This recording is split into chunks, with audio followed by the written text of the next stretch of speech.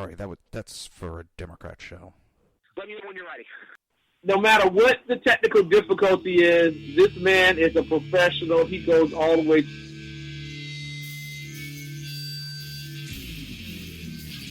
What you represent to them is freedom. Was an extremely great conservative commentator. We're tearing it up on Wednesday night. This is awesome. This will allow me to retort. Well, this is Jersey Joe for the Reaver of Common Sense show. 8 p.m. on shrmedia.com. Actually, I just totally screwed up. This show contains language that some viewers may find offensive. Listener discretion is advised. And now on to the show. And welcome to a very special Reaver of Common Sense show. I am your host, Jersey Joe. And today, we're going to make sense out of the senseless. The Jersey Takeover is here. We have expanded to 2 hours every Monday through Friday, 11 a.m. till 1 p.m. Eastern Standard Time. And today is, that's right, the inauguration, the adults taking back charge of our government. They will swear in Donald J. Trump.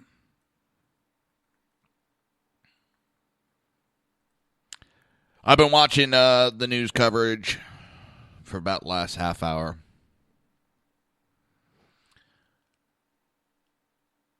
They just arrived from the drive from the White House to the Capitol.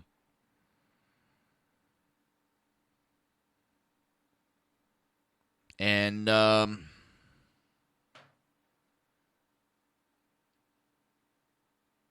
it's amazing.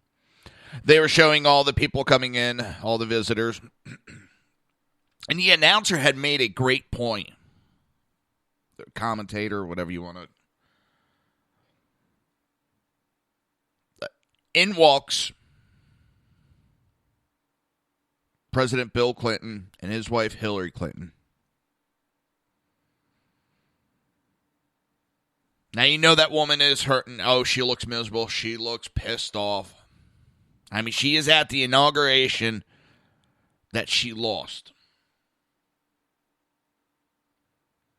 And she is there. And they turned around and said, those Democrats that are boycotting, they should at least have the courtesy to be there to support her. They turned around and gave her a big middle finger, too.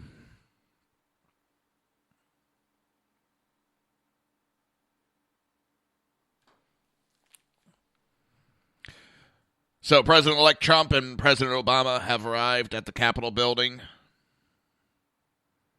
Like him or hate him with Obama, it's got to be a weird feeling. 8 years doing this job. And he's there to... I mean, it's got to be a happy, sad moment for him. Like I said, like him or hate him, it's still... he did the job for 8 years. And it's got to be a bittersweet for him. You know, I'm pretty sure the weight of the world is off his shoulders. But at the same time, you know, it's got to have some great perks as president.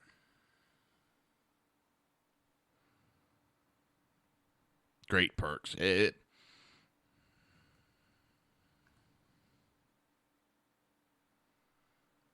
Everybody's starting to file in, getting ready for this great moment.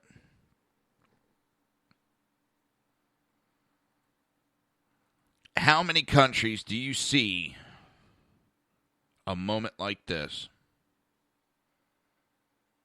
The way power is handed over.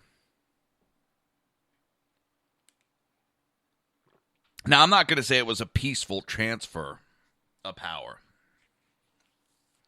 Because in by no way this has been a peaceful moment in this country.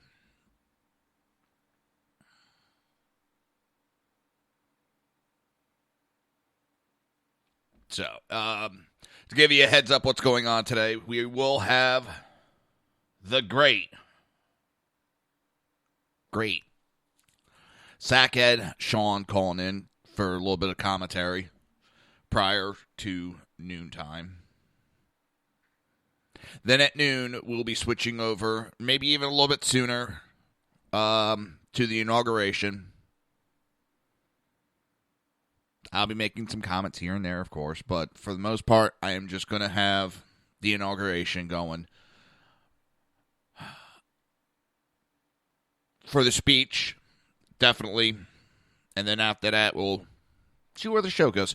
But during the inauguration, there will be no commercials. I will not interrupt it unless there's breaking news.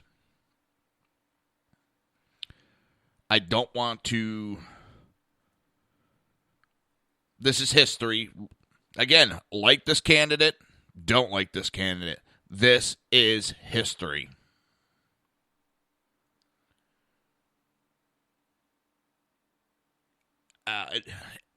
I'm excited. I'll tell you that right now. I am excited. Because it looks like we're going to have some changes in this country finally. I've said it before. I don't want a solid conservative country. I think too much is never good. But we need to change direction. And one of the news commentators said another thing. After World War II, we saw this change politically across the world. And it seems like that, I know we didn't have a world war, but it seems like today there is a change across the world. Globalists are, they are just beside themselves.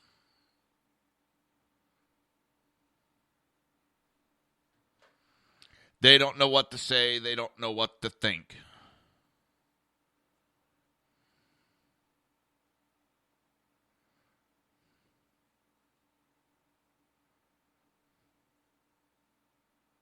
It's absolutely amazing.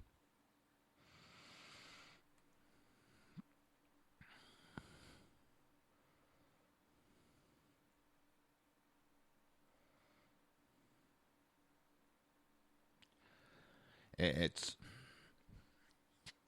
the people are standing up. I've said it all the way going back to the primary. The people of this this world are standing up against this government that thought they had full control.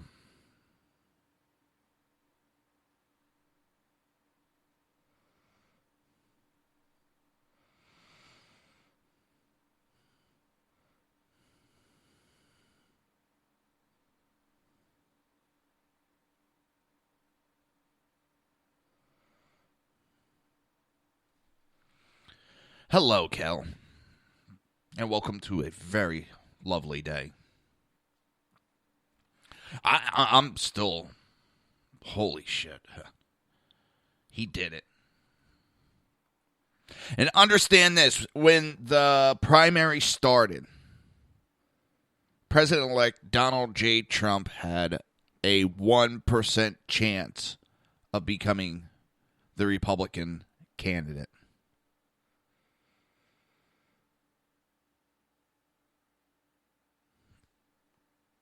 His success of his company. Yes, I know he his father helped him tremendously.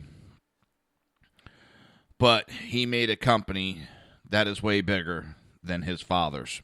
He has surpassed his father's company ability.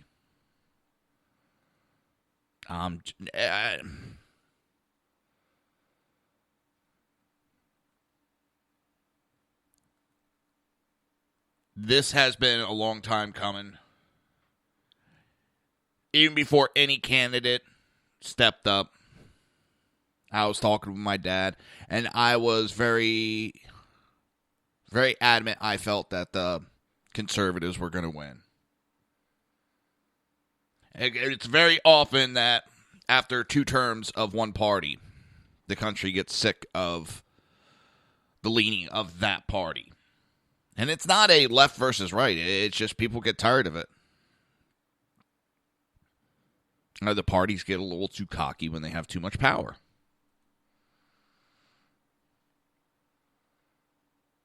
I'm just...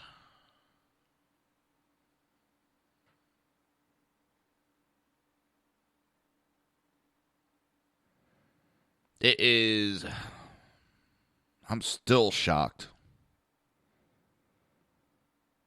But I got a smile on my face, a spring in my step, because we might get this country back in line.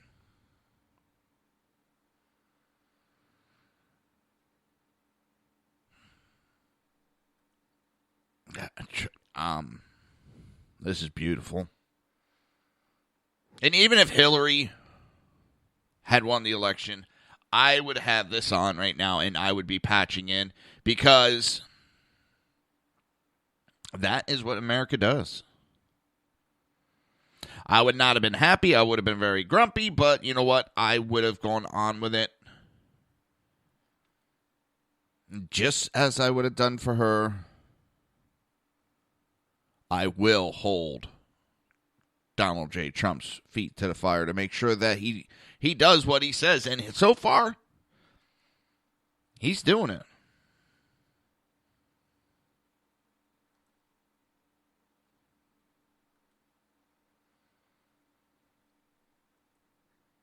And the protesting that went on last night, and I'm sorry, some of that is not goddamn protesting. You had a kid that was like 10 years old, 11 years old, setting fires in the street. That is called arson, not protesting. Where were the parents? And his mouth.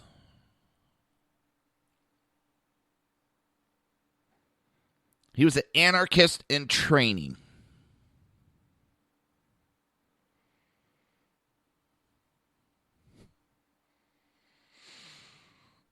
If that was my child, he would not be sitting down for about a week. Exactly, Cal. The actual inauguration is going to start at 11:30, but I'm not going to patch in until about noontime when it really kicks in. They're showing the crowd. It is absolutely packed. You have gray skies. They said it might rain, and people are still there in droves.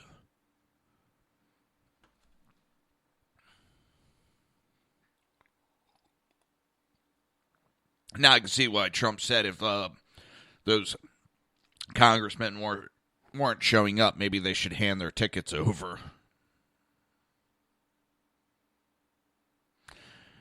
They're showing grumpy. And by that I mean, wow, Hillary Clinton talking to Bush. That conversation looked a little awkward.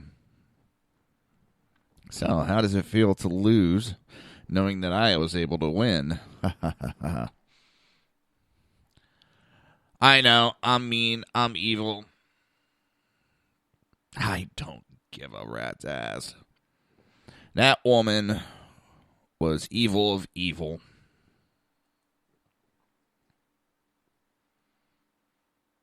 But at least she had the balls to show up. I'll give her that. She had the balls to show up.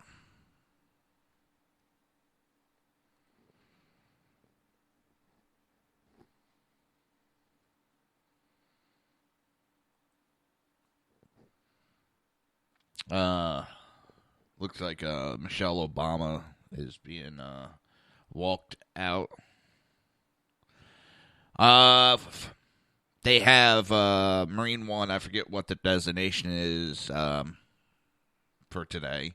As soon as the inauguration is done, Michelle, Barack, and the kids will go out the backside of the Capitol, out to the helicopter, flown to Air Force One, which will not be designated Air Force One, and they will be flown out to Palm Beach, California, for their last ride on the American Dime. Hey, Cal, I heard some news that Prime Minister Trudeau is in scandal right now. I don't have it in front of me, but I heard there's some investigations, something about a vacation house or something like that. Maybe you guys will get lucky and be able to push the guy out the door.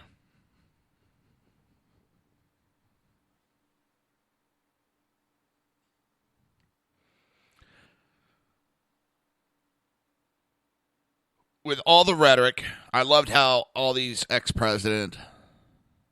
Yeah, Laura Bush looks happy. She's fine being there. This is a great moment in history. You had a bunch of older guys you could see with the iPhones and... How do I take a picture? How do I do it? Hey, Bernie Sanders, grumpy looking as always. He actually had to delete one of his tweets. He was tweeting during one of the committee hearings. I think it was HHS hearing. I could be wrong on it. And the guy said how great and gracious our country is. And Bernie Sanders slammed it and said, no, we're not. We're not. We don't help people. Blah, blah, blah, blah. All countries have better health care than us, and they're doing better. Well, someone tweeted a picture of people going through garbage trying to find food in Venezuela and sent that to Bernie on his comment about how we are not the gracious country. Every country's better than us because they got health care. Yeah, Venezuelans may have health care, but their people are goddamn starving. Nice going, Bernie. But yeah, he deleted that tweet instead of just admitting, you know what? I shot my mouth off. I was wrong.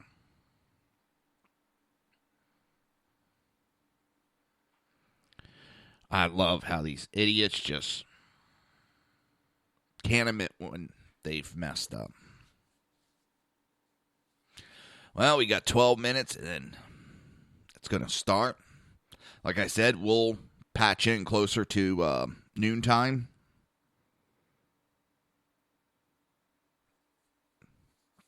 Maybe as we do it, I might have it in the background. I'm not sure. We'll play it by ear. We'll wing it. That's what I usually do with the show. I just wing it.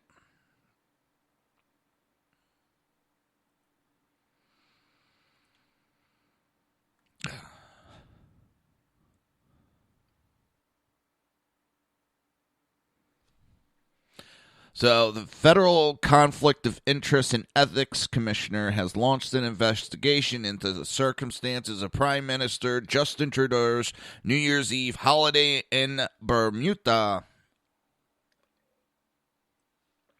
Sounds like some people in your government are trying to fight back. Do you know who looks happy at this inauguration? Jimmy Carter. For as long as I've been alive, all I've heard is how bad Jimmy Carter was. How he was the worst president. He's smiling because guess what? He's no longer the worst president anymore. So he's happy. You know, he's snickering. Melania on her way out. I don't know why. The way she looks today, I immediately thought of, I know this is going to make me sound gay, but,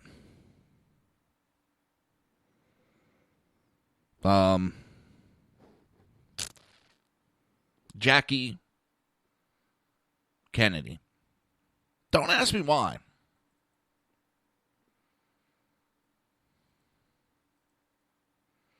Just that's what popped in my head when I saw her.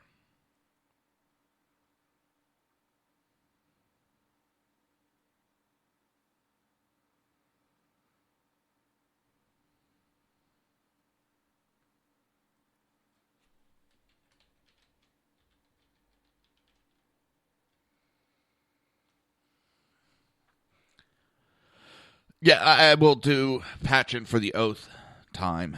That I will do.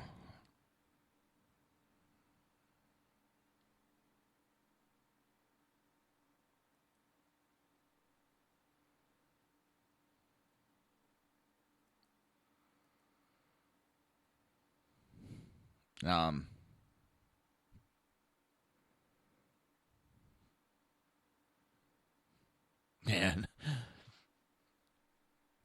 it's an end of an era is upon us.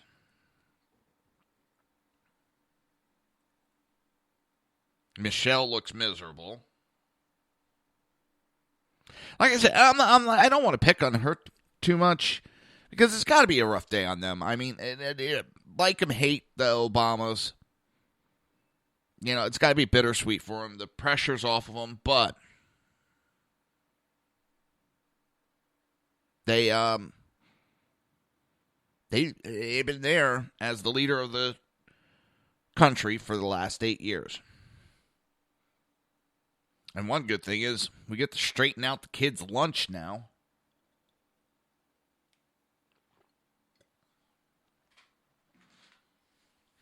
I don't think my kid's school enacted that. Because there was no major complaints out of our school system. We have President Obama and President Biden, Chuck Schumer, Schmuck, and Nancy. If you want to know what's in it, you got to vote for it, Pelosi. You got to pass it.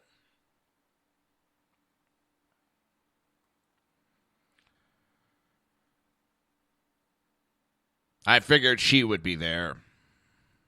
That would have been scandalous if she didn't show up.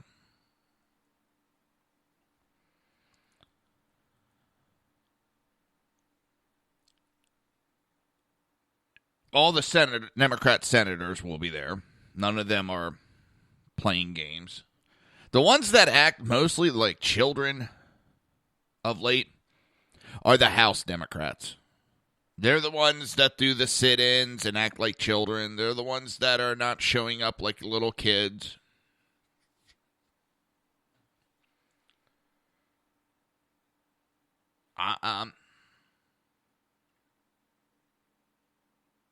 Could you imagine it? You know, as I said, a 1% chance, and you're going to walk out any moment now to be sworn in.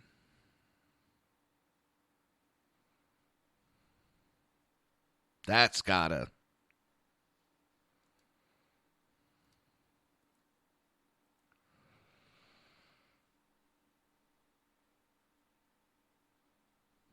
And I actually feel sorry for the young kids. Because they're there, and I don't think they grasp what's going on. Yes, Melania looks beautiful. I'm sorry. It's. I look forward to having a first lady that's actually proud, happy, glad. One that's not always downing the country, making all little snide comments.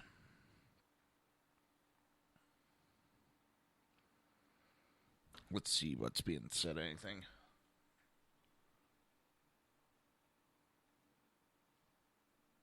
Nope. Huh. That's actually amazing that there's nothing being... No audio. Oh, that's why. Huh. I opened the wrong channel.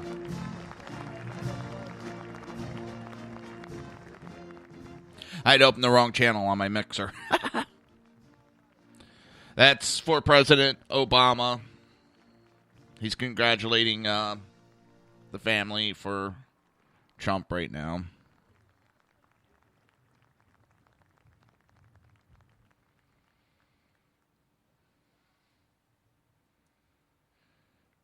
It is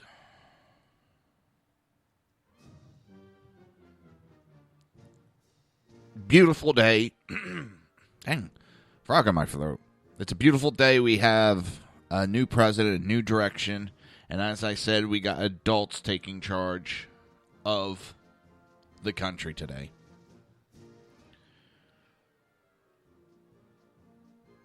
And it doesn't seem it was as bad as it was promoted. There were some issues last night, but for the most part, we still got to get through today.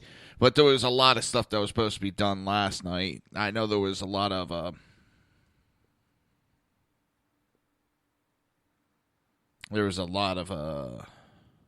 there were some incidents and arrests, but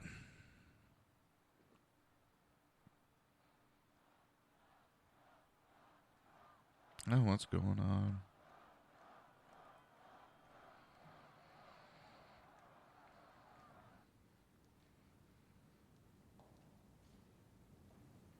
We got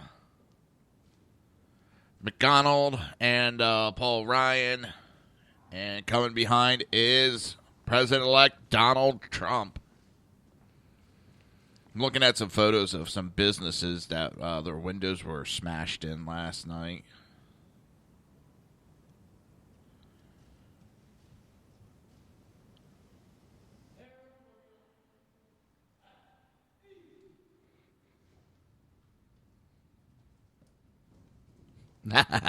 I have Kel in the chat room, and she's the one that's feeding me the girly lines about Melania and all the girly comments. So, but I'm the one that I actually saw, and it made me feel really unmanly when I saw Melania, and she just reminded me of Jackie. I mean, it was class. It was something I'm not used to of late.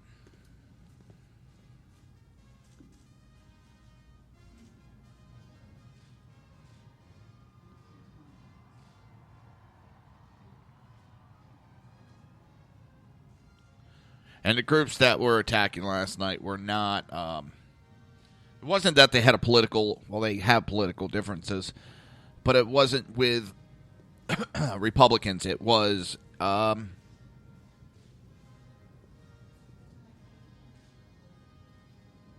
ABC's alluding that we're as divided as it was during the Civil War. This country's been divided for a while now, and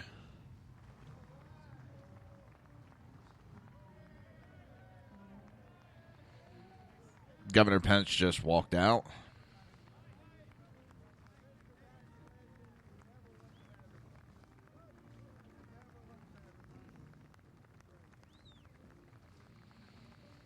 I'm looking through some news, and unfortunately, there's been some attacks around the country. And guess what keeps popping up?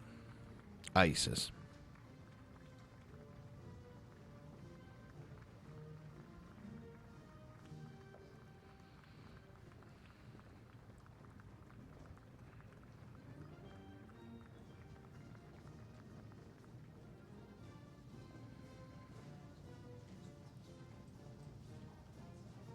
It's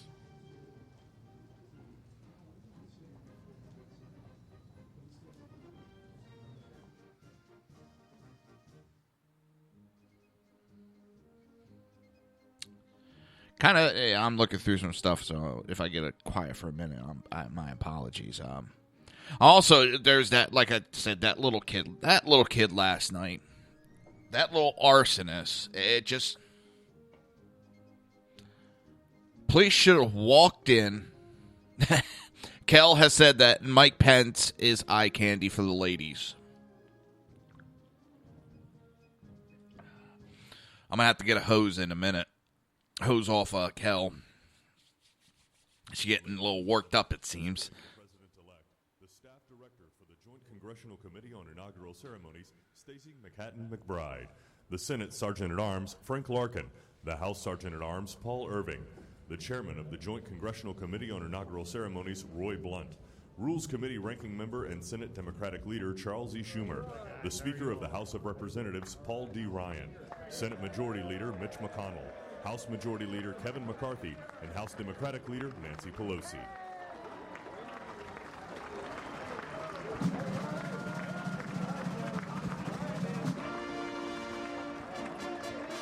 I wonder what Rosie O'Donnell is doing right now. The hissy fit she's throwing in her house or wherever she is. Because she came up dumb ideas, but...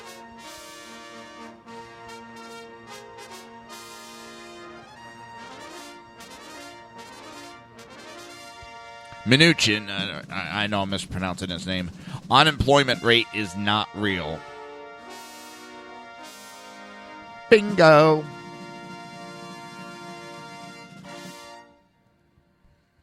Ladies and gentlemen, the President and we have Sackhead Sean. John Trump. Good afternoon, Sackhead Sean. How are you doing? Jason Joel Reaverites, how are you, brother? I am doing very good. Especially since me as well. The party that's going to start any moment now. Watching President-elect, soon-to-be President Trump walking out. He just walked out. And I've said this. I said this in the tweet. I've said this a bunch of times through the years. But no matter what, this is one of the most amazing feats of freedom, and shows you how wonderful our constitutional republic and this transition of power is. The fact that we elect our leaders, and they're our representatives, and they answer to us. But just this moment is a beautiful thing that it's done. This country is absolutely. One of the things that I said at the beginning of the show, even if Hillary had won, I would still be airing all of this because it is a special moment in it's a special moment in any country. I mean, you don't have many countries that hand over power like we do from one person to another, and it's very special. So even if Hillary would have won, I would have aired. I've watched the last two elections. I didn't have inaugurations. I did not have the ability for the first, or I would have, as a child. Now, Senator Roy Blunt to make you feel pretty biased with the inauguration for President Trump. I just think that this is just a hallmark of what makes our nation great. Due to the crowds, Americans there finding the ball all the way out from the Capitol. Look at all the leaders there, former presidents, soon to be former presidents. So many distinguished people. This is a unifying time for our country. No matter what you say, if there was another way, still trying to decide. By the way, I honestly have to say a couple months ago. I'm sure the time off has been helpful and beneficial for it. But, even just the graciousness between Vice President Trump and now Vice President Biden and Vice President Pence, and then the warm welcome from the Obamas to the Trumps. Of course, the historic leaving of the letter from one president to another is just such an amazing thing. It's just the little caveats in all of this inauguration, just all the great things that get taken from this. Political differences aside, this is something that every American should watch and cherish. Yeah, it's... I'm embarrassed. I don't want to say embarrassed, because 8 years ago today, I sat on the back porch of my parents' house, and we sat down and watched Obama's inauguration, his first one, and his speech that he gave, and we sat there looking at each other going, holy shit, we could be, this could go down as one of the greatest presidents, with what he had to say. And it was one of the first times I actually watched an inauguration. I was kind of blown away with everything that went on, and I've watched since then. But I will say that inauguration, I think, helped this country in ways that most people don't understand. Because I know I'm not the only one that kind of bought into what Obama had to say. But then we kind of got woken up and got more involved in our politics. And I'm not going to try to take this as a time to bash Obama because it's not a day for that. But he did do one great thing as a president.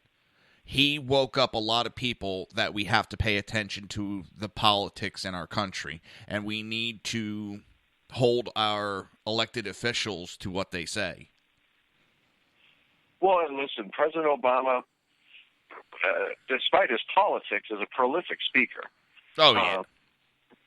And, he's an amazing orator. He absolutely is. I don't like what comes out, the content that comes out of his mouth, but the way he presents his case is absolutely debonair, I think, is an amazing word, the word I would use for it. Again, I don't like his politics, but how he presents his case is pretty amazing. And, he always has from the beginning to the end, except for, the few times that he tried to go off cue card. That being said, I agree with you. 8 years ago, his speech that he gave was a very strong speech and a very moving speech, and I absolutely understand why so many people were moved by it. Very different people, Obama to Trump, we know that. I have a feeling Trump's speech is going to be more grassroots American. I think he's still going to try to reach some people that he has maybe didn't get to in the election. I think you're going to see him reach across to the other side of the aisle voters-wise, maybe not politician-wise, but to the Democratic voters and say, hey, listen, we don't get along. We may not agree with everything, but help me out, and I'm going to help you out. We can work together and make this country better. And you may not believe it now, but work with me and watch what we can do together. And I think that's going to be an amazing, should be an amazing approach. Should he do that? I think you're going to get a very typical Trump speech. Not that his speeches are typical, but in the sense that it will be Donald Trump. This is probably one of the most rehearsed speeches that he does. That's been widely reported. He's been practicing the speech for a couple of weeks, which, for a guy who doesn't normally do that, it shows you that how deep he understands this moment and how important it is.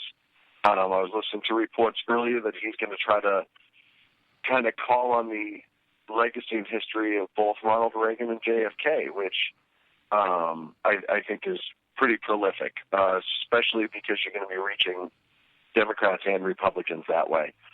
And, this is going to set the tone. Yeah. And I've said it before and I'll say it again, from, I don't know, what are we looking at, 21 minutes from now for the next 4 years, we're going to hold his feet to the fire. And we're not going to let him off the hook.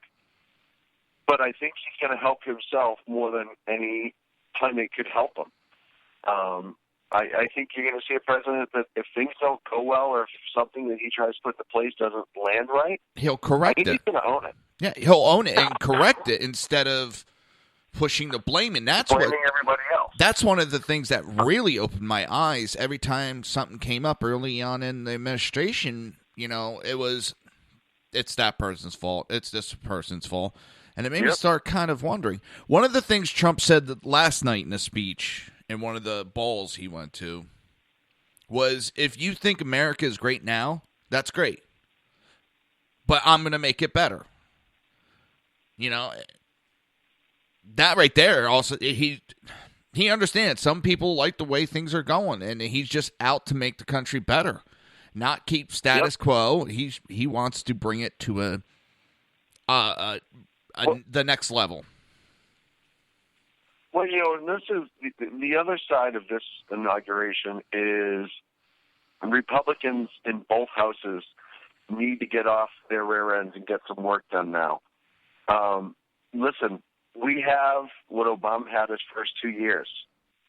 I know Mr. Trump has a lot of things ready to go for the first 100 days, but you need a Congress that is going to stand by their word. Those who just got elected, stand by what you ran on. Those who are up for election in 2 years, we know it's coming, so we're paying attention. We absolutely have the ability to make changes for the better in this country. I don't want to hear demagoguery. I don't want to hear BS. I don't want to hear earmarks and all this other stuff. Get to work. Yep. Do what you're paid to do. Really start looking at legislation that benefits this country by and large. Look at repeals that benefit this country by and large. You have a president who, all indications is he will sign good bills, and he wants to do the right thing. Put it on his desk. Don't make him have to fight for what is the right thing to do. Just do the right thing. If this Congress has half a set on them, they'll start dumping these earmarks just to hold up bills and start passing bills that make sense for the country and actually do good things for the country. And the sooner you do that, you will start reaching the people who do not believe in you and the party. They don't believe in conservatism. They don't believe in the right side of the aisle. They don't believe in any of that. The sooner you can pass these bills and get to work on the economy and get to work on crime and get to work on so many things, then the sooner that rubber will hit the road and it will affect the people. When people start getting jobs and they start making money, they will see that free market, capitalism, less government, all of the things that we preach about all the time is a positive thing. So, this isn't just an inauguration for Donald Trump. This is an opportunity for conservatives to really start to get a hold of some of those who's lost their way in this country, or lost their way from their party. Yeah, and I was talking to my dad actually yesterday. Me and him were talking, and one of the things that Democrats do have to realize is that people are paying attention more and not buying into the BS of days gone by. And they do have a 2018 election, and the way they're going right now, I see another wave of losses for the Democrats, because if they're going to sit there, and they've been saying it, they're going to block, they're going to block, they're going to block, they're going to obstruct, the American people are going to hand control right over to the Republican and go, show us what you can do. We can't do any worse. I think you have Manchin. Sorry, one last point. Manchin of Virginia, because he's out there going, nope, I'm going to work with the Republicans. I think he realized it, that he's up for re-election and he has to do some work, not just sit there and, I'm going to block. Yeah, and I think you're going to see more Democrats float back to the center. Listen, the era of the progressive is gone in the sense of holding the executive position in this country. They're not holding anything over the Democrats either. So those Democrats who aren't necessarily progressive Democrats, and they are out there,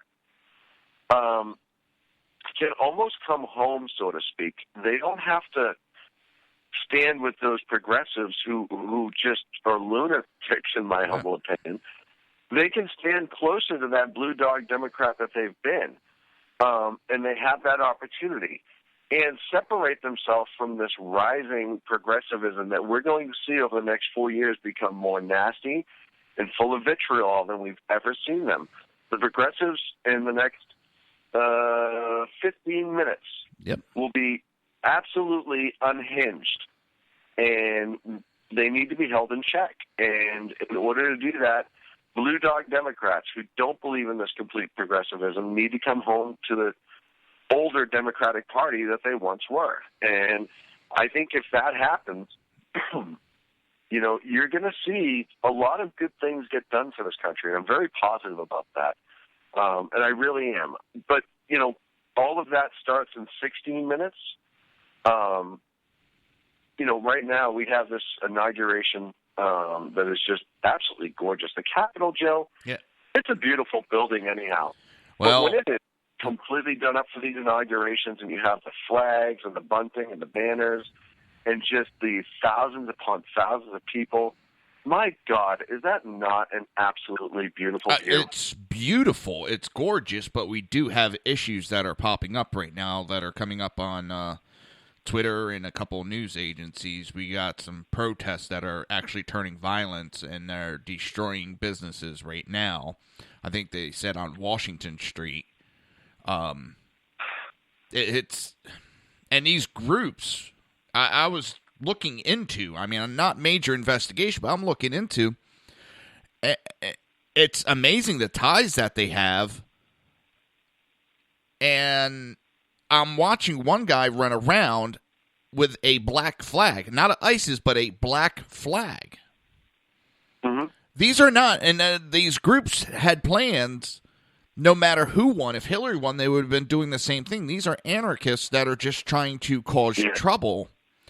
But I think it's absolutely, and they better realize we have. Oh, someone's limo just got totally destroyed. And someone's limo, all the windows just got smashed out of it. Which feed are you watching, Joe? I'm bouncing around, and I'm going down Twitter and seeing all different feeds. A lot of them are coming from the BBC. Mm-hmm. They're airing it. It's actually, I'm going to kick over. I'm jumping subjects. I know Chuck Schumer just came up to speak. I'm going to put him in. You won't be able to hear it, so I apologize. Go ahead.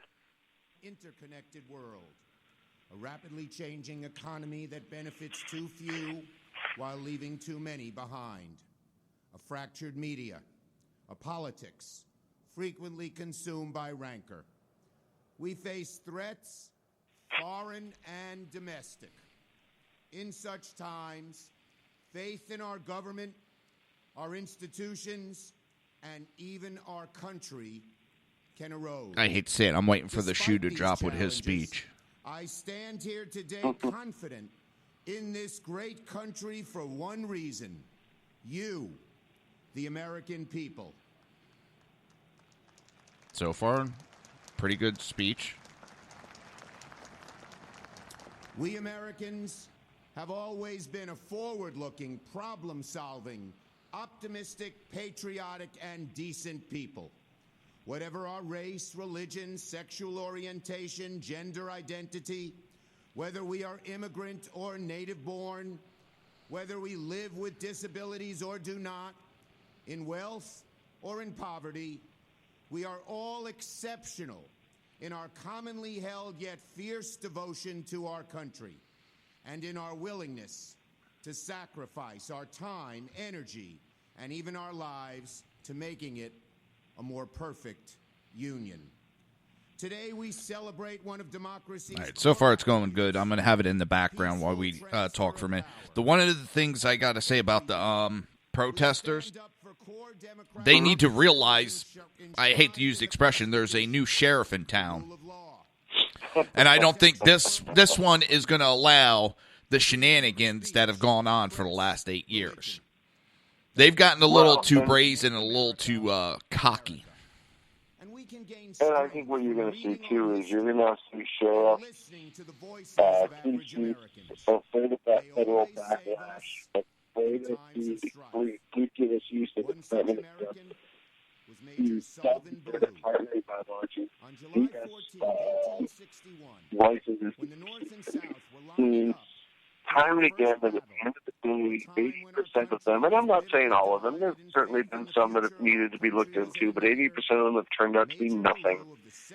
You remember Ferguson, after Ferguson and the Department of Justice launched this huge investigation, and found out that there really wasn't the widespread ridiculousness that they thought they were, so they hit them with a whole bunch of like ridiculous training things that had nothing to do with the investigation.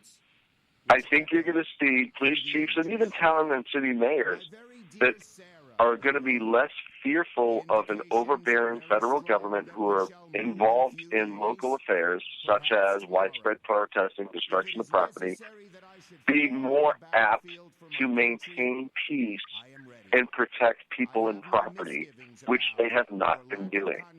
I'm not saying they haven't been doing it, but we've seen these large-scale protests where these cops have been forced to step back and not defend their city because of politics. And I think you're going to see that start to wither away, too. And I hope you do. Listen, that person's limo that was destroyed, the person's store that was destroyed, all these different things, I know how many people quickly say, oh, it's insured, it's fine.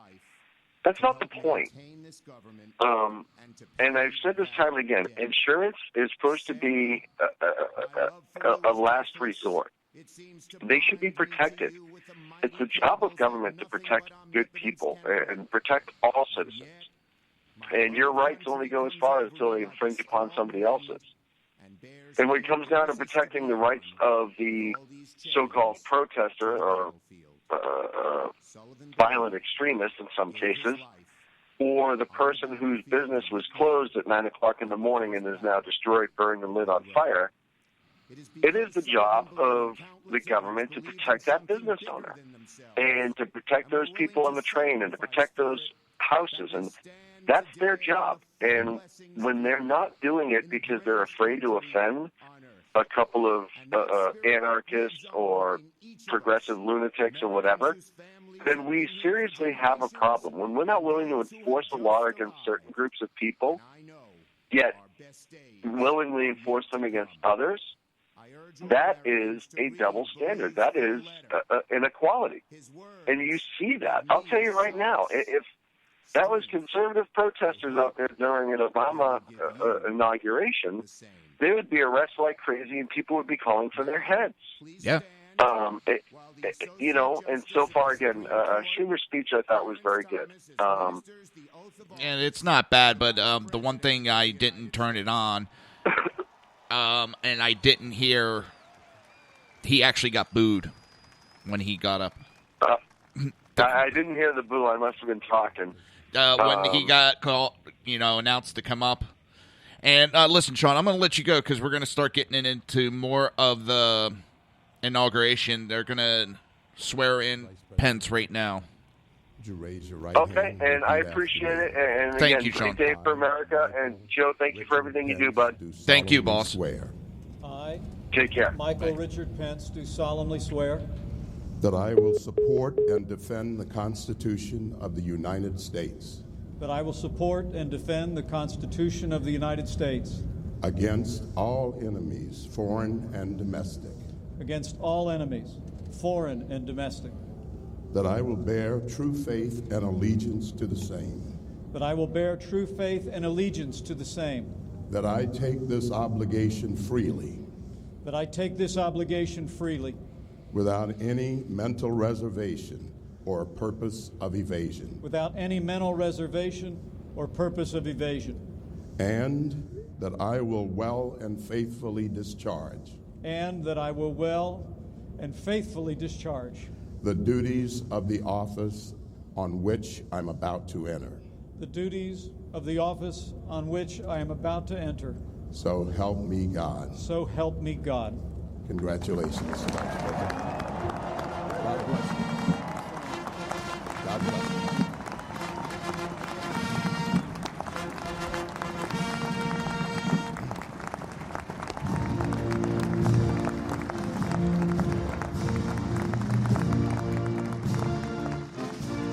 That's one great person down, another one to go. And it's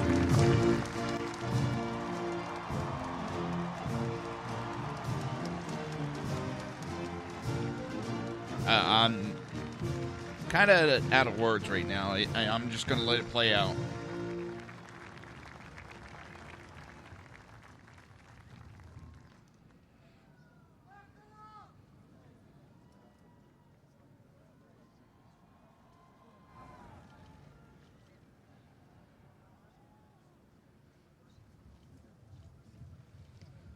And I'm sitting here, I'm going over Twitter, and yeah, Chuck Schumer was getting booed big time. And I'm also seeing that. Ladies and gentlemen, the Mormon Tabernacle Choir, accompanied by the President's own. I'm seeing that when they announced Hillary Clinton, the crowd was screaming, "Lock her up."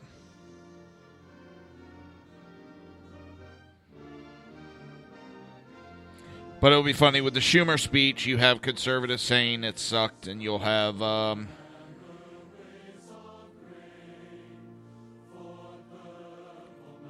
liberals praising it.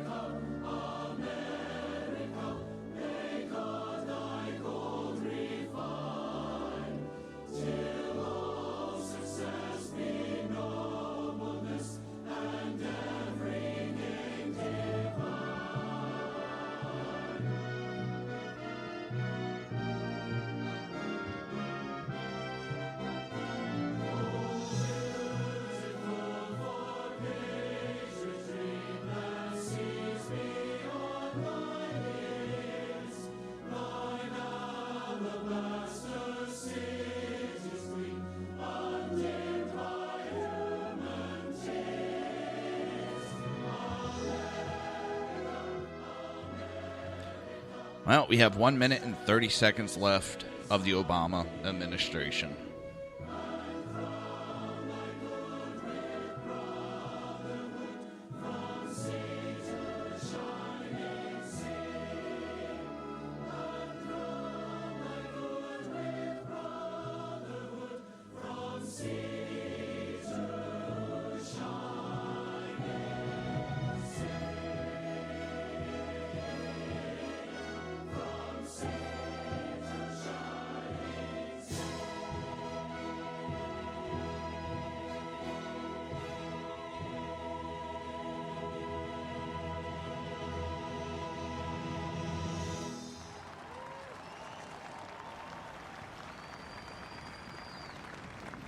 Ladies and gentlemen, it's an honor to introduce the Chief Justice of the United States, John G. Roberts, Jr., who will administer the presidential oath of office. Everyone, please stand. The moment so many people have been waiting for.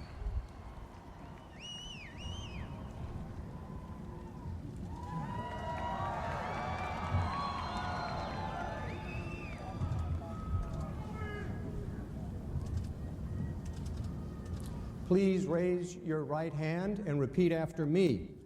I, Donald John Trump, do solemnly swear. I, Donald John Trump, do solemnly swear. That I will faithfully execute.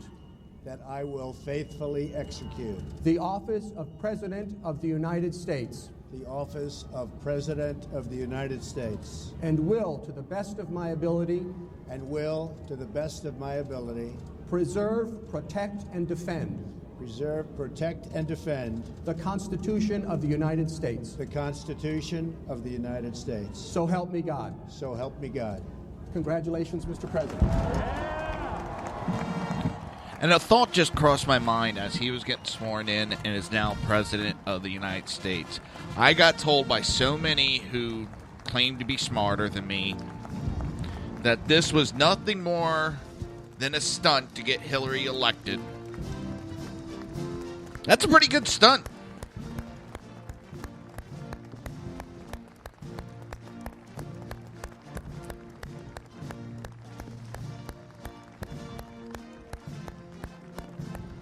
And a new weight just went onto his shoulders.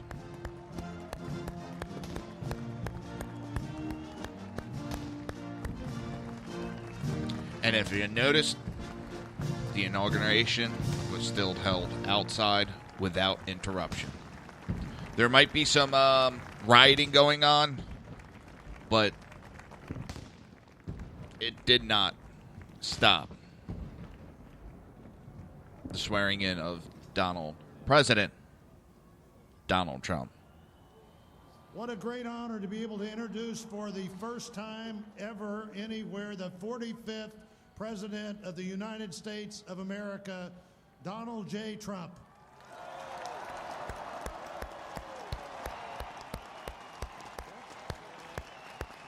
Did I get that one right?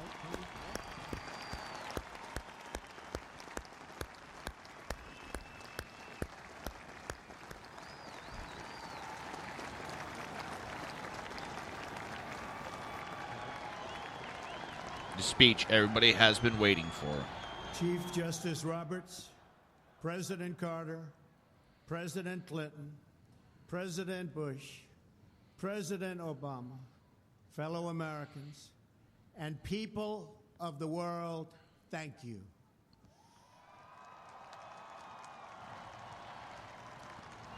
We, the citizens of America, are now joined in a great national effort to rebuild our country and restore its promise for all of our people. Together, we will determine the course of America and the world for many, many years to come. We will face challenges. We will confront hardships, but we will get the job done. Every 4 years, we gather on these steps to carry out the orderly and peaceful transfer of power. And we are grateful to President Obama and First Lady Michelle Obama for their gracious aid throughout this transition. They have been magnificent. Thank you.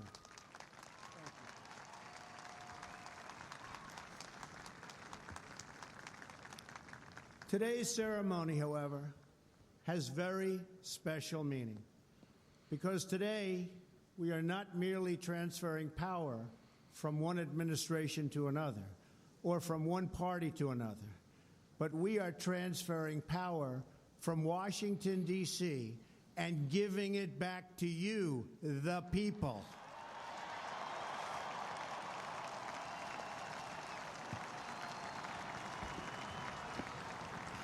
For too long, a small group in our nation's capital has reaped the rewards of government while the people have borne the cost. Washington flourished, but the people did not share in its wealth. Politicians prospered, but the jobs left and the factories closed. The establishment protected itself, but not the citizens of our country. Their victories have not been your victories. Their triumphs have not been your triumphs. And while they celebrated in our nation's capital, there was little to celebrate for struggling families all across our land.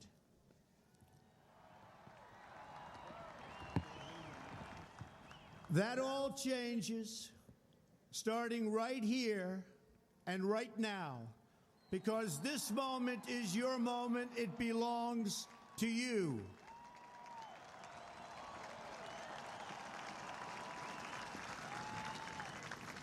It belongs to everyone gathered here today and everyone watching all across America. This is your day, This is your celebration. And this, the United States of America, is your country.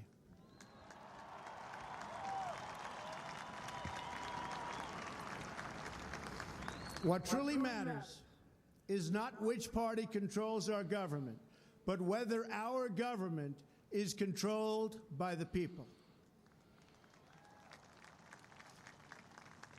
January 20th, 2017 will be remembered as the day the people became the rulers of this nation again.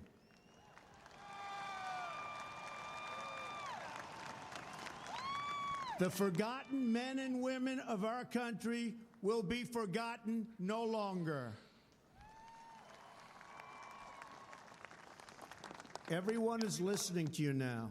You came by the tens of millions to become part of a historic movement, the likes of which the world has never seen before.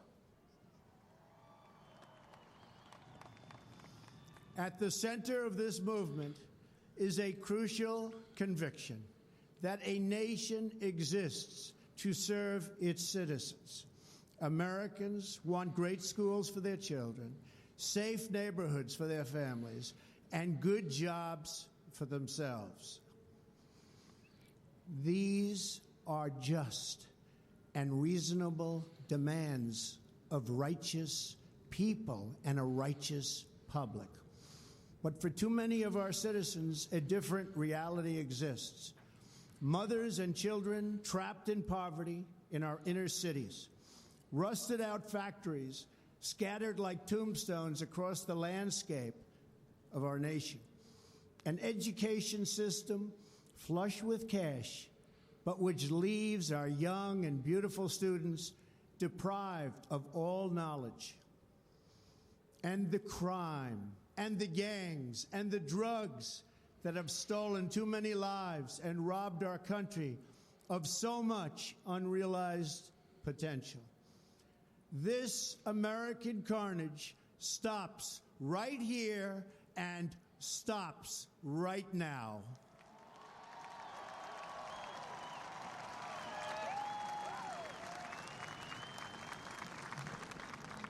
We are one nation, and their pain is our pain.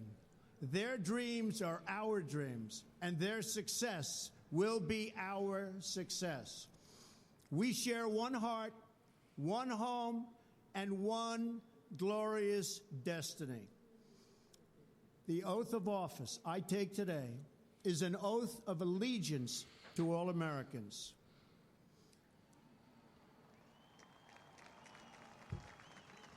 For many decades, we've enriched foreign industry at the expense of American industry, subsidized the armies of other countries while allowing for the very sad depletion of our military.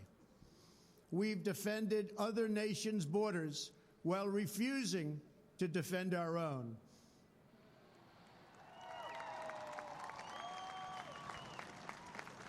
And spent trillions and trillions of dollars overseas while America's infrastructure has fallen into disrepair and decay.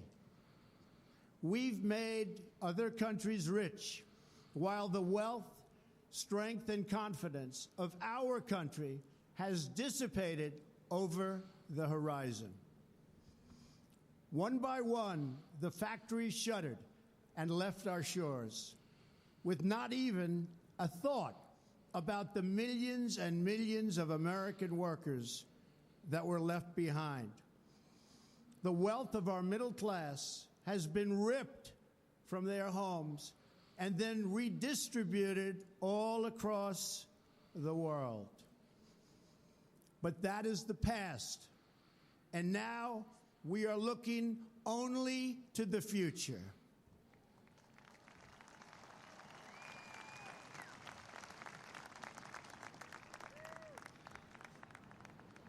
We assembled here today are issuing a new decree to be heard in every city, in every foreign capital, and in every hall of power. From this day forward, A new vision will govern our land. From this day forward, it's going to be only America first. America first.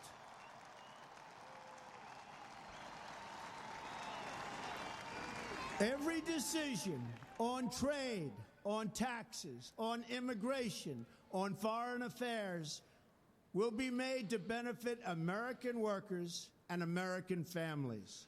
We must protect our borders from the ravages of other countries, making our products, stealing our companies, and destroying our jobs.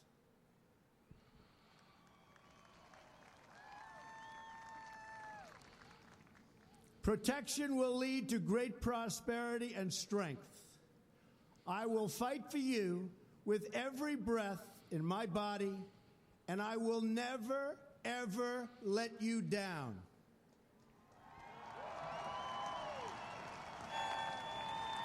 America will start winning again, winning like never before. We will bring back our jobs. We will bring back our borders. We will bring back our wealth. And we will bring back our dreams.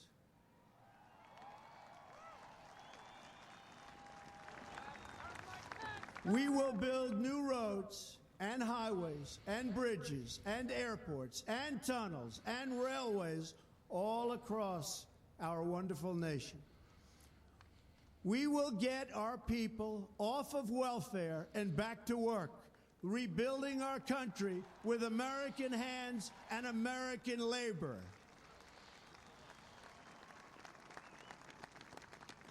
We will follow two simple rules: buy American and hire American. We will seek friendship and goodwill with the nations of the world, but we do so with the understanding that it is the right of all nations to put their own interests first. We do not seek to impose our way of life on anyone, but rather to let it shine as an example. We will shine for everyone to follow. We will reinforce old alliances and form new ones and unite the civilized world against radical Islamic terrorism, which we will eradicate completely from the face of the earth.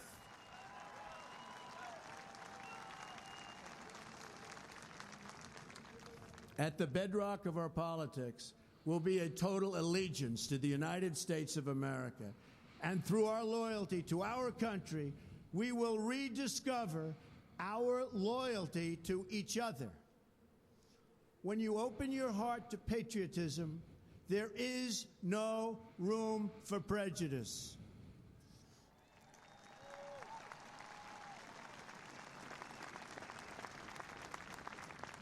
The Bible tells us how good and pleasant it is when God's people live together in unity. We must speak our minds openly, debate our disagreements honestly, but always pursue solidarity. When America is united, America is totally unstoppable.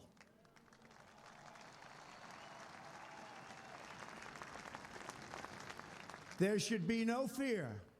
We are protected, and we will always be protected. We will be protected by the great men and women of our military, law enforcement, and most importantly, we will be protected by God.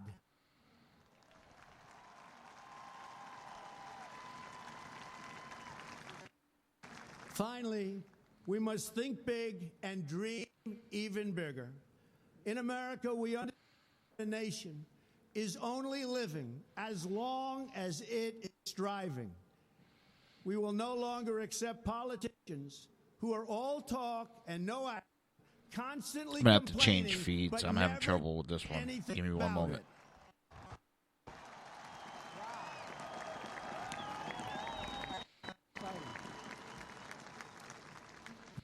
time for empty talk is over. Now arrives the hour of action.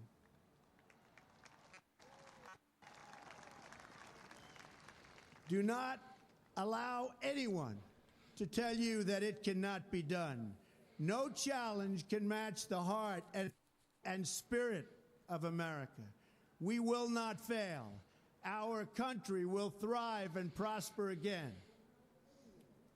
We stand at the birth of a new millennium, ready to unlock the mysteries of space, to free the earth from the miseries of disease, and to harness the industries and technologies of tomorrow. A new national pride will stir our souls, lift our sights, and heal our divisions. It's time to remember that old wisdom our soldiers will never forget, that whether we are black or brown or white, we all bleed the same red blood patriots.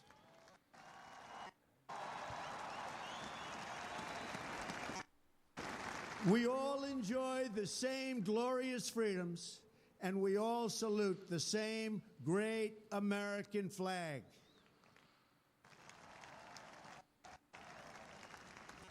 And whether a child is born in the urban sprawl of the windswept plains of Nebraska, they look up at the same... Switching feeds, and this one's going to be running right behind. Sorry. Heal our divisions. It's time to remember that old wisdom our soldiers will never forget, that whether we are black or brown or white, we all bleed the same red blood of patriots.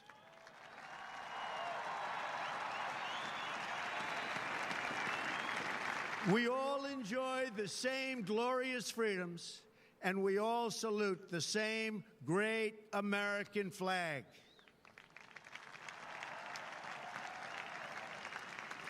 And whether a child is born in the urban sprawl of Detroit or the windswept plains of Nebraska, they look up at the same night sky with the same dreams, and they are infused with the breath of life by the same almighty Creator.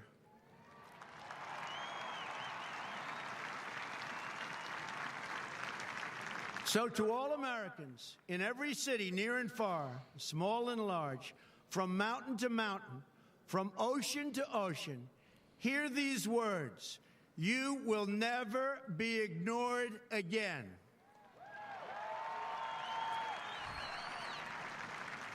Your voice, your hopes, and your dreams will define our American destiny. And your courage and goodness and love will forever guide us along the way. Together, we will make America strong again. We will make America wealthy again. We will make America proud again. We will make America safe again. And yes, together, we will make America great again. Thank you, God bless you, and God bless America. And there is God bless the America. President of the United States of America. Whether you voted for him or not, whether you like him or not, he is the president now.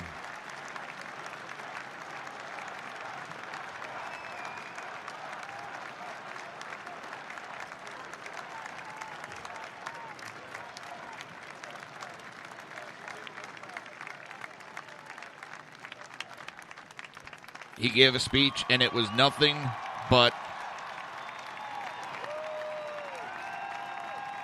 I just noticed something. Compared to... And it's not trying to knock Obama. This is not anything against Obama. When he was inaugurated, he was behind a panel of bulletproof glass. On Rabbi Marvin Heyer, Trump was out in the open. Franklin Graham, and Bishop Wayne T. Jackson to provide readings and the benediction.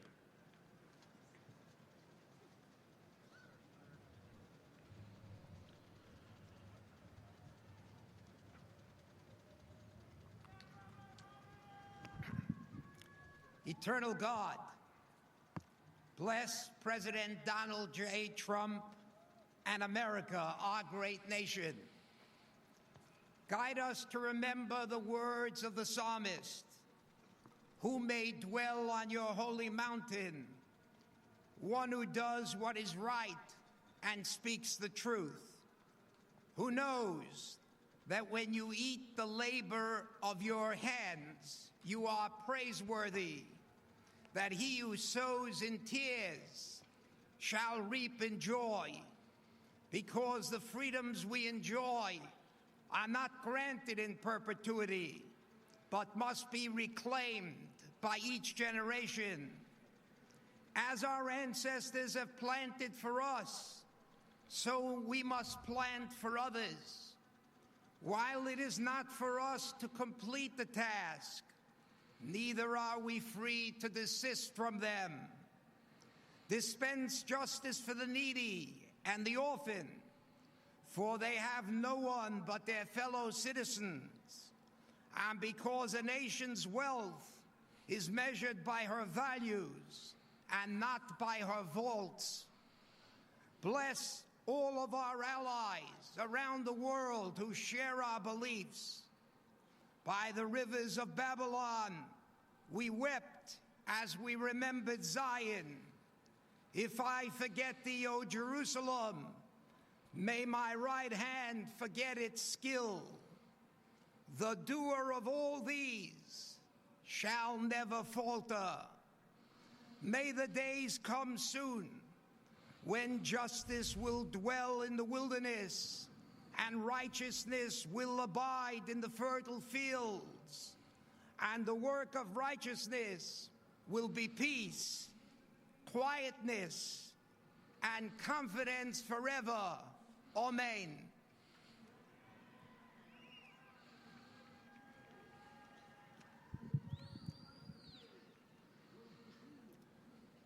Mr. President, in the Bible, rain is a sign of God's blessing. And it started to rain, Mr. President, when you came to the platform.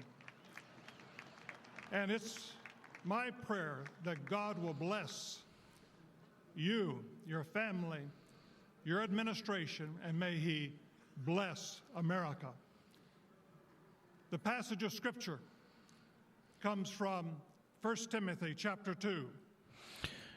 I urge then, first of all, that petitions, prayers, intercession, and thanksgiving be made for all people, for kings, for all those in authority, that we may live peaceful and quiet lives in all godliness and holiness. This is good, and it pleases God, our Savior, who wants all people to be saved and come to a knowledge of the truth. For there is one God and one mediator between God and mankind, the man Christ Jesus, who gave himself as a ransom for all people. Now to the King eternal, immortal, invisible, the only God, be honor and glory forever and ever. In Jesus' name, amen.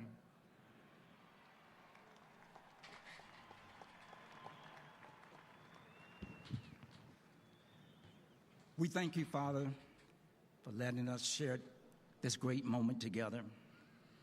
Let us not take for granted the air we breathe or the life you've given us. We were all created by you with one blood, all nations to dwell upon this land together. We're not enemies, but brothers and sisters. We're not adversaries, but we're allies. We're not foes, but we're friends. Let us be healed by the power of your love and united by the bond of your spirit. Today, we pray for our 45th president, the vice president, and their families, and give them the wisdom to guide this great nation, the strength to protect it, and the hands to heal it. We bless President Donald J. Trump. We ask that you give him the wisdom of Solomon, the vision of Joseph, and the meekness of Christ. Solomon, who kept peace among many nations, Joseph, who dreamt better for the people, and Christ, who accepted us all. O Lord, mend our hearts and stitch together the fabric of this great country. in the spirit of the legendary gospel songwriter Mahalia Jackson. Oh, deep in my heart, I do believe the Lord will see us through. I do believe we are on our way to victory. I do believe we will walk hand in hand. I do believe we shall live in peace. I do believe. Oh, deep in my heart, I do believe America, we shall overcome. May the Lord bless and keep America, make his face shine upon us, and be gracious unto us, and give us peace. In the mighty name of Jesus, amen. Ladies and gentlemen, please welcome Jackie Ivanko, accompanied by the President's own United States Marine Band. Please stand for the singing of the national anthem. Real quick, I want to point out, Trump said he hoped it rained, so therefore he could prove that it's... And he pointed to this hair and said, it is my real hair.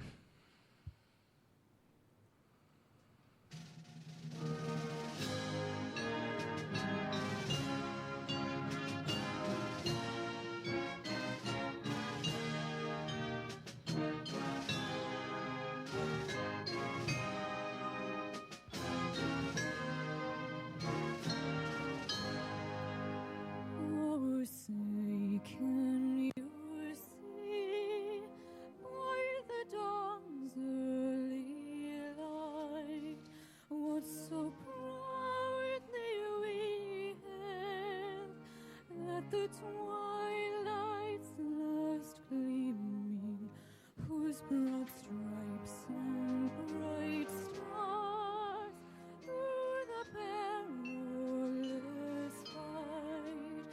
Oh, the ramparts we watched were so gallantly streaming, and the rockets red air, the bombs bursting in air, gave proof through the night that our flag was still there. Oh, say does that star-spangled banner yet wave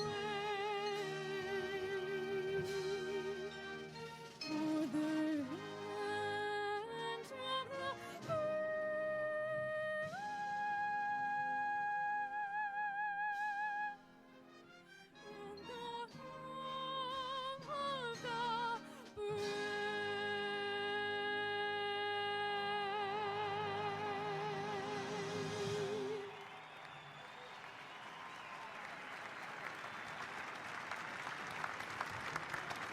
Ladies and gentlemen, please remain standing while the President and official party depart the platform. You will be released by sections shortly.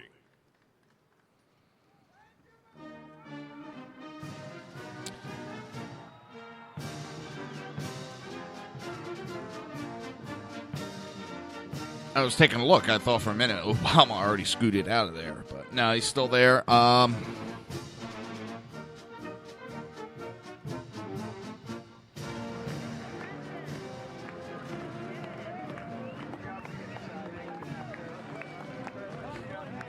Lena's walking out with a Marine on her arm.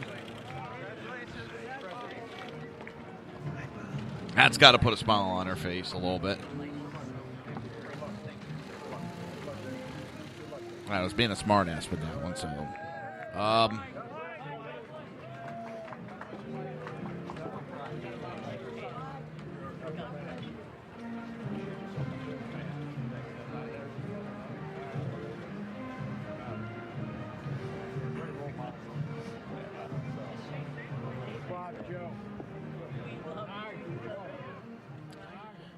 It's.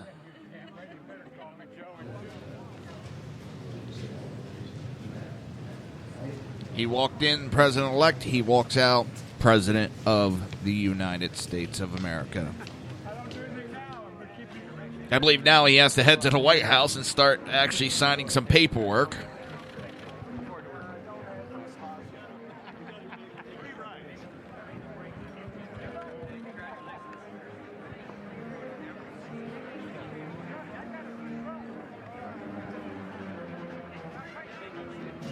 Actually, Hillary's finally smiling. This whole time she's been Miss Grumpy Pants.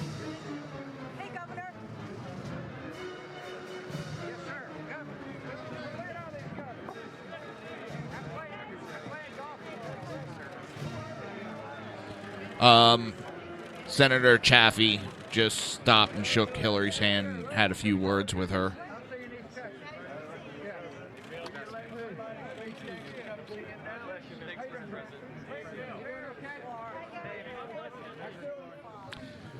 Now, President Bill Clinton and Hillary Clinton need to ride off into the sunset with Obama, President Obama, and Michelle Obama to never be heard from again. Well, it's kind of like, did we hear anything out of President George Bush? No. They just went into basically a retirement, and that was it. He stayed out of politics.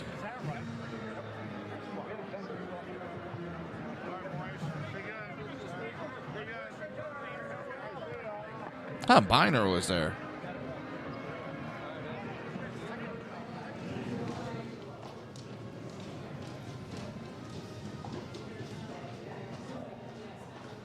Now, George Bush and Hillary Clinton are walking through the hallway with their arms around each other.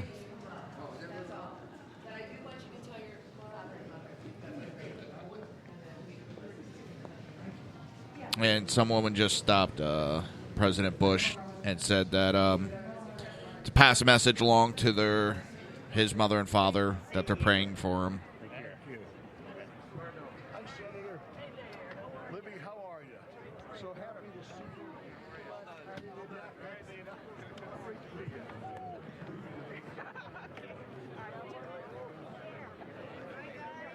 It's the dawn of a new day. And I'm pretty sure we still have the children burning and looting in the streets. I'm going to see if I can find anything on it.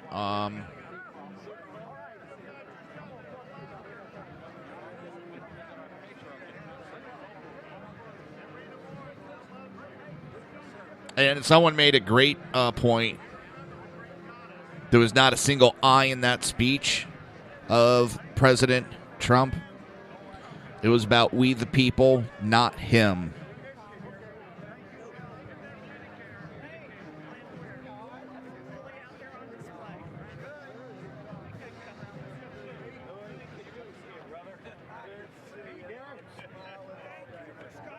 This is definitely a moment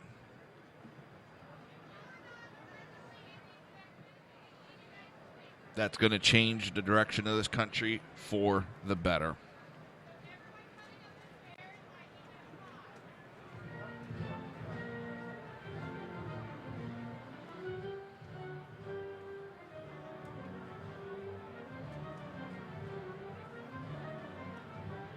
Huge crowds.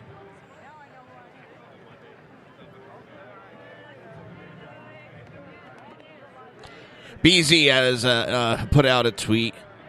And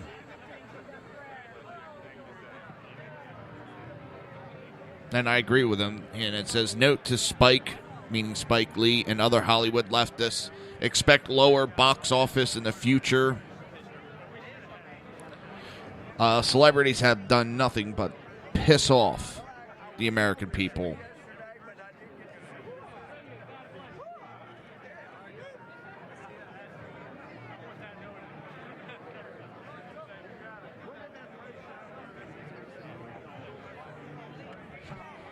Another one's got a picture of what looks to be either a subway or a bus ride. It's from the inside, and it's got a picture of some young kids sleeping on it. And it says, guess which ones are going to the inauguration and which ones are the protesters.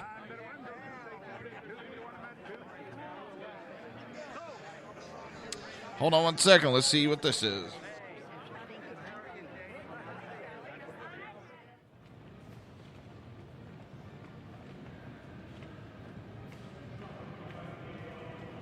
I just need one more moment. Got another caller. Getting them patched in. Just give me one momento. Por favor. And welcome to the show, Crash. Hey. I just wanted to make sure I called in because, according to SJWs around the world, the Trump apocalypse has begun. You don't know how much more time we've got left now. I know. They're actually rioting. They were, while the inauguration was going on, they were setting fires, smashing windows, of course. I noticed... Now, hold on. I didn't see any of that. Well, I got no reports of any of that. I was watching it live, and it was all completely peaceful. CNN was saying that everything was fine. Other than a couple of cops and pepper sprayed a few people. CNN is not fake news. Well, one of the things also is, and I'm glad the mainstream media isn't really giving them any coverage because they don't deserve it. So that's kind of... the protesters? Yeah. And No, right now, I saw a little... real quick, everybody, the who's who, is on the backside of the Capitol building. Marine One, which I don't know what the designation will be today, is out there, and everybody's lined up waiting for President Obama to walk out to take his last Marine One ride. Former President Obama. He's no longer the president now. Yeah, but just like Chiefs, we have always said Chiefs and not former Chiefs. Yeah, okay, that's valid. But as far as the helicopter designation, it is not designated Marine One. Right, that's what I was saying. It's now, what is it? It's MH. I can't remember the tail number, but it's Marine helicopter and whatever the tail number is. Yeah, they'll be going to what is Air Force One, but it won't be Air Force One, and giving the Obamas a ride to California, and then kicking them out of the plane.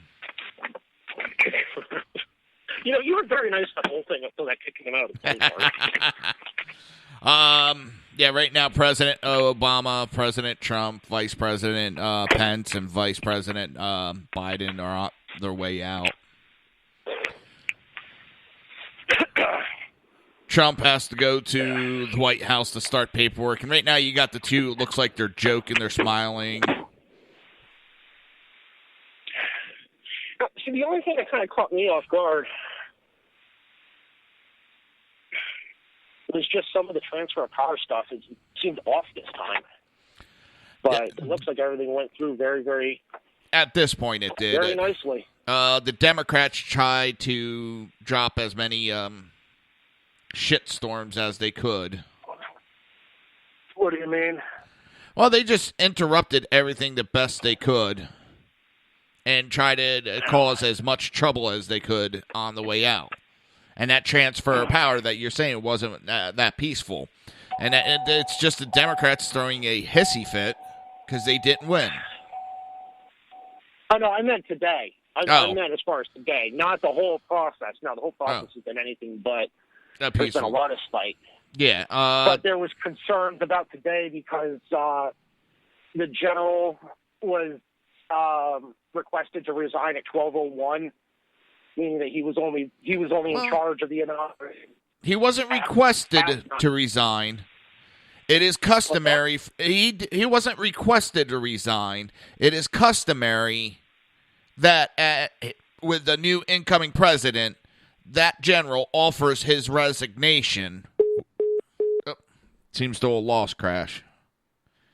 We seem to have lost.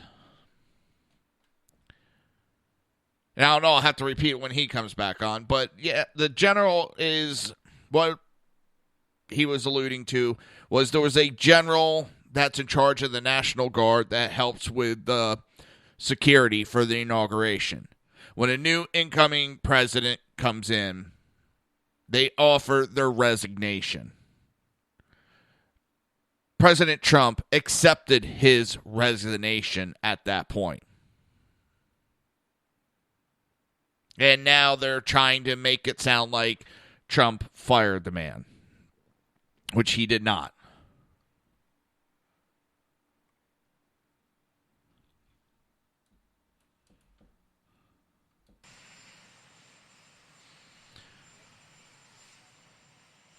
Let me see if I can.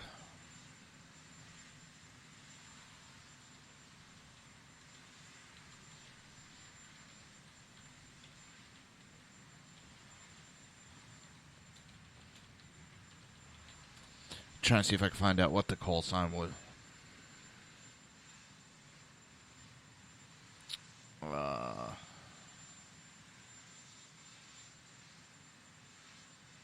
As we know, it's Marine One when the president on it.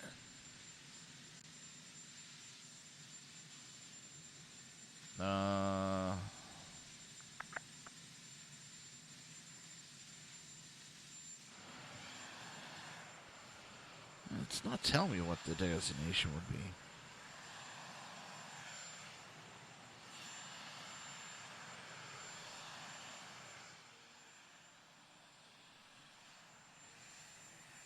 Yeah, I can't find it.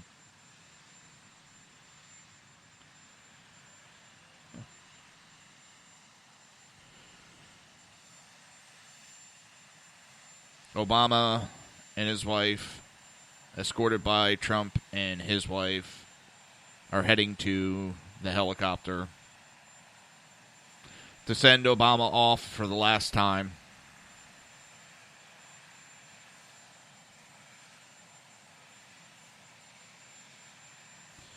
Michelle that was a little rude. Trump came over to give a hug. She went to shake, and he gave her a hug, and she just left her arms down. To me, that's kind of rude.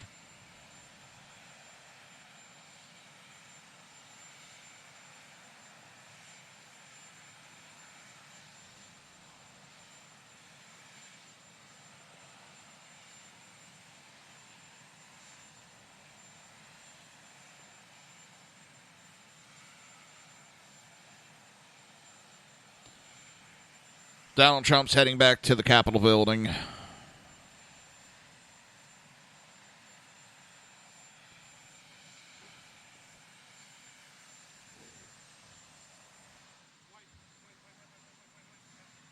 I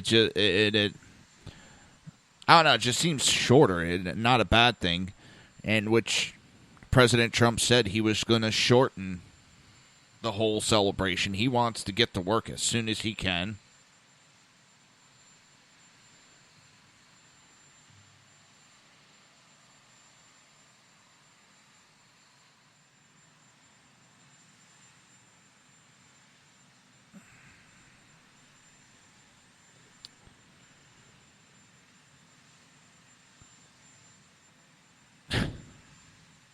I don't know what was said. President Trump leaned over to Mike Pence, said something, and then kind of like gave a signal that an umpire would give like a safe signal, but it was not like real exotic. Just a nice little hands went from left to right, waist high. Like that's it. It's done.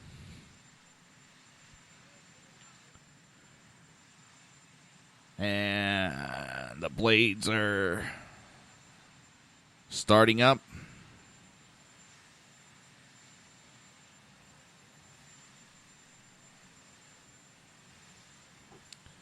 Trying to find out.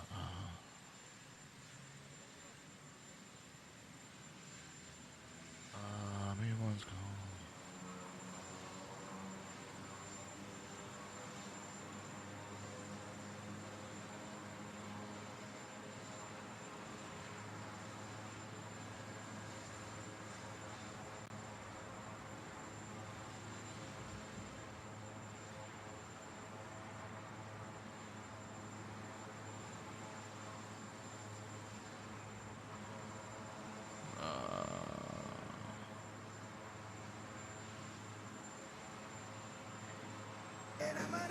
Here comes Crash.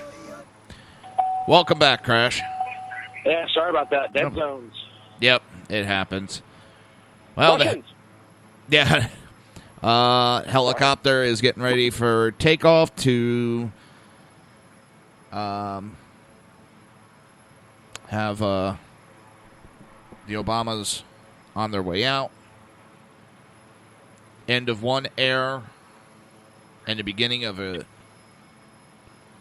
new presidency. I know there's a lot of people that are not happy about the change in power and stuff like that. But honestly, my take on it is most people have already made up their mind. I mean, honestly, that's on both sides. Yeah. A lot of people have already made up their minds. You got the one side saying, oh, he's going to be the best president ever. He's the next Reagan. He's the next.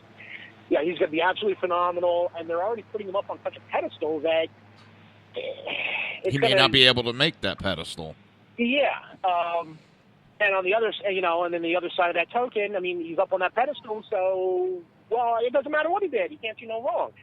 And then the other side has already convicted him of high crimes and treasons against the state.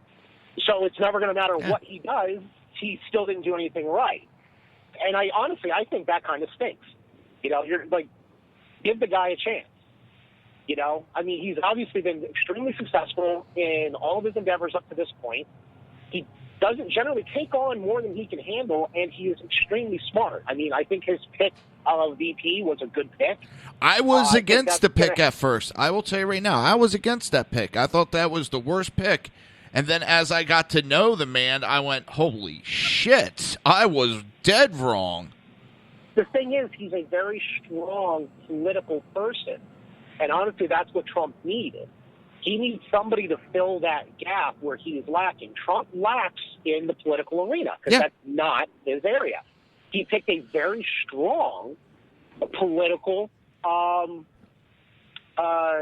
it, I can't think of the word right now, but, a very politician. strong political person to work directly beside him in the Oval Office. I think that was an extremely smart move. Okay, real quick. When you got cut off, we were talking about the general. Trump did not ask for him to resign. It is customary Okay, well, they're trying to make it sound like Trump fired that man, but he did not. No. That is customary for him to offer his resignation, and it's very often accepted with a new administration. But usually, at least from my understanding, yes, that is customary. Yes, it is generally accepted. However, the resignation does not go into effect until the event is done, until the operation is completed. This one was set to go in effect at 12:01 p.m. That's right in the middle of the operation.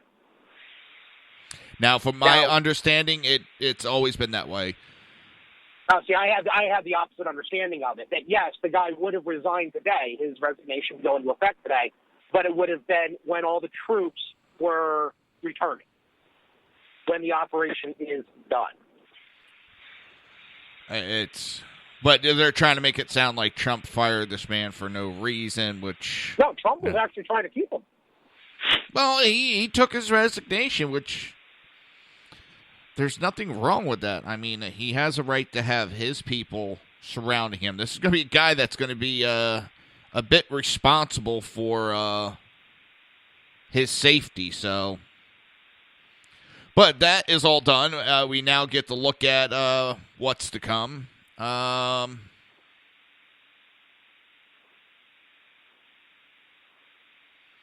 laughing because now there's a lot of stuff that's been deleted. All the stuff on climate change has been deleted from the White House page. I haven't been able to independently verify that, but it's being reported. Yeah, all that's been removed. And even during the whole inauguration, CNN was making comments about assassination of President Trump. They are sowing the seeds for someone to make an attempt. And honestly, what I really disliked about CNN was that they did a report yesterday, and they were talking about if there was an assassination, who would be the next person, who would be the next in the line of succession. If it happened right before the inauguration, and they were... It's pretty sickening. Even if it happened, they were saying, even if it happened directly after, when Trump was in, it would still be one of Obama's picks because Trump's cabinet hasn't been confirmed yet. No, they would have because Vice President Pence was sworn in prior to Obama, so Vice President Pence was already in office. It would have fell to him. So they were talking about if something happened to take out the whole thing. Oh, yeah. But it's disgusting that they were discussing that. That was... Yeah. And they're sowing the seeds into someone's mind to go make an attempt. And could you imagine if this was Fox saying it in 2008 about Obama? Racist. Oh, my God. The new day Fox would have had to shut down. The one thing, and I got to give her credit, and I kind of felt bad for her, but at the same time I didn't. Number one, Hillary being there today, I give her credit for being there. That took a lot. She looked miserable, and when they announced her, the chanting of lock her up, that I don't know if it was appropriate. That's inappropriate. Okay, I mean, the day is supposed to be about the transfer of power, the inauguration of a new president. That's what it's supposed to be about. The rest of that crap needed to go away. Just the same as I think, people calling for Trump to be assassinated today, that was inappropriate today, just the same as, Yeah, I know. And Hillary for prison. It's not the time. I kind of snickered when Chuck Schumer went to give his speech. He got booed. There's a lot of people that are tired of, and I'm not trying to justify it. You have the left justifying these riots. I'm going to say I can understand some of the booing and the locker up. I don't think it was appropriate, but I can understand why it's happening. That people are tired of the bullshit. So, well, a new administration, he's supposed to be getting to work right away. He's not supposed to be partying up like past presidents have. You still there? Yeah. Okay. No, I'm just listening to you. No, it just went a little quiet. I'm like, did we lose him again? No. Yeah, I heard he, right after all the formalities and everything else is done, he's supposed to be going right to his desk and getting started on something. Like, man. Well, he has paperwork he has to sign as the incoming president. He's got to authorize a lot of stuff. He's got to actually authorize all his nominations. There's been the confirmation hearings and all that, but the actual vote still has to come today. Yeah. And those paperworks, he has to sign all those paperworks. Now there's been debate whether he's going to do some executive orders or if it's going to wait till Monday. That one's gone back and forth. But supposedly, if not today, Monday, there'll be like 200 executive orders signed, reversing a lot of Obama's executive orders. So he's essentially he's going to be doing executive orders that are negating previous administration executive orders. Exactly. Nothing new. He's not doing anything new. He's just resetting the clock on certain items. Yep. That's nobody exactly knows because, well, which ones? When it comes to Trump, you never know. Yeah. I know there's a lot of speculation about which ones he's going to do, and I know each side of the aisle, they've all got their picks. The first one should be this, the first one should be this. Wait and see, it's going to be what it's going to be. I don't think anybody other than Trump knows which ones he's going to be doing first, second, and third. Yeah, so Sally Cohen, who works for MSNBC, during the inauguration, puts out a tweet that shows Trump grabbing Lady Liberty by the crotch. Well, are you serious? And she put out who's ready to grab back. So everybody's asking her, you want to grab Trump by his junk? Ew. I mean, it's backfiring on her pretty good. But yeah, this is the left. You know, that saying of when they go high or when they go low, we go high is a bunch of bullshit because they haven't gone high yet. All they've done is go low. That, and I mean, their whole entire thing was we're stronger together, we're stronger together. Well, right now is actually the truest time for them to be able to prove that, and they're not proving it. No. They're actually causing more division. So what happened to their mantra? You know, where'd it go? Out the window with the rest of their bullshit. No. It's... Yeah, I don't get it. I don't. Well, I'm going to have to cut out now. I've got to run in to pick something up, but I'll give you a call back in a little bit, brother. All right, man. Thank you for calling in. Yeah, no problem. Have a good rest of your day, good weekend, America, and let's see what the next 4 years bring us. Exactly. I'm looking forward to it. All right. Have a good one. Thank you for calling.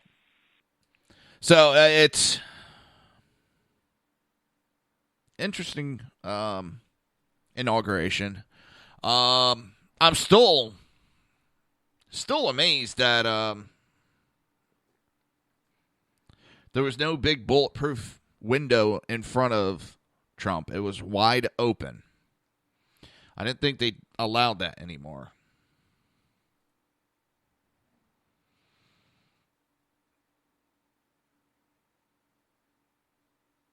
It is all the bravado. We're going to shut down the inauguration, and the only thing they did is destroyed some businesses. That's all. I'm just...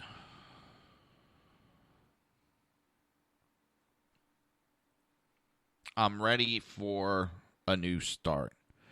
I'm ready for